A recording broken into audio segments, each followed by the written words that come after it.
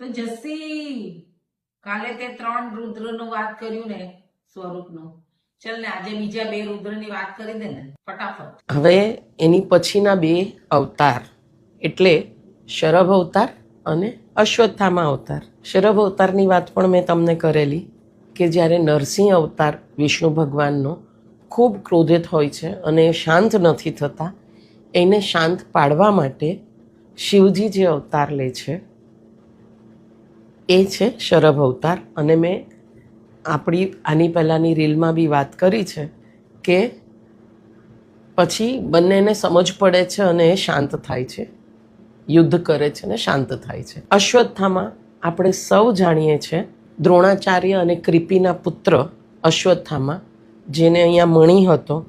કુરુક્ષેત્રના યુદ્ધ પછી એ પાંડવોના પુત્રને વધ કરી આવે છે. શ્રી કૃષ્ણ ભગવાન એને શ્રાપ આપે છે, મણિ લઈ લે છે અને કહે છે કે સૃષ્ટિના અંત સુધી એ આવી રીતે માથા પર ઘાવ લઈ અને ગમે ત્યાં ફરશે અને આમનામ જ જીવન જીવવું પડશે એને. અને ઘણા લોકો એવું કહે છે કે આ મહાકુંભ થાય છે યા અમુક જગ્યાએ અશ્વત્થામા દેખાણો છે.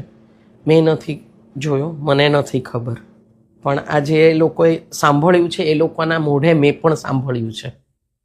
હર હર મહાદેવ.